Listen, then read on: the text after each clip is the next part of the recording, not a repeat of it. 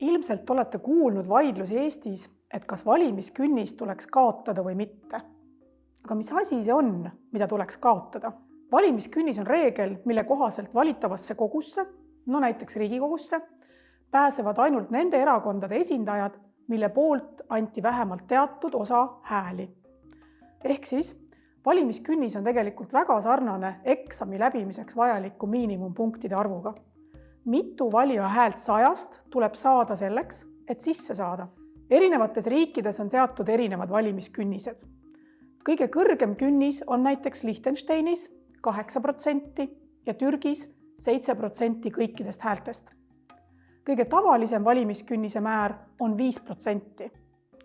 5% on näiteks Saksamaal, Lätis, Leedus ja tegelikult ka Eestis. Erakond, kes kandideerib Riigikogu valimistel, peab saama vähemalt 5% kõikidest häältest üle Eesti selleks, et pääseda Riigikogusse. On riike, kus valimiskünnis on ka madalam. Rootsis ja Austrias on see 4%, Kreekas ja Itaalias aga üldse 3%.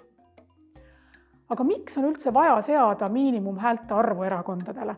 Argument on, et valimiskünnis on vahend liiga väikeste ja liiga nõrkade erakondade eemaldamiseks konkurentsist.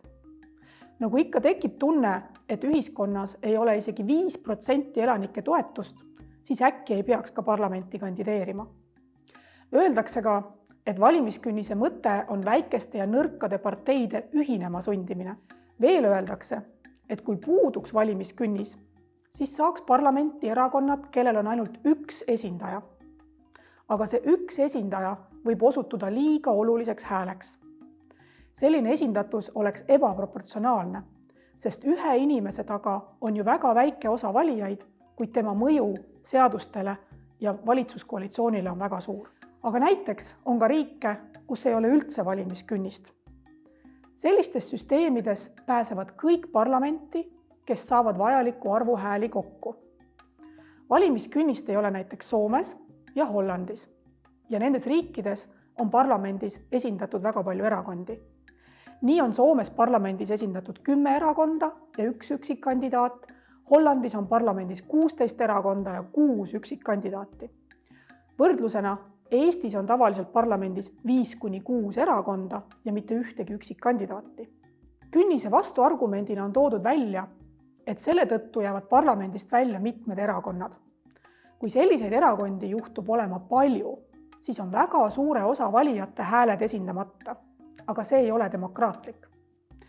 Näiteks 2019. aasta valimistel Eestis jäid künnise alla 4 erakonda. Kokku jäi parlamendis esindamata 9% antud häältest ehk tervelt 50 000 häält. Lisaks on väidetud, et valimiskünnise tõttu ei lähe valima ka osad valijad, kes muidu sooviksid valida väiksemaid erakondi. Eestis on arutatud nii valimiskünnise langetamist kui ka selle sootuks tühistamist. Künnise langetamine 3 või 4% peale tooks muutuse, kus Riigikogus oleks esindatud erakonnad 3 või 4 saadikuga. Kui künnis sootuks kaotada, oleks Riigikogus esindatud ka erakonnad 1 saadikuga ning tõenäoliselt ka üksikkandidaadid.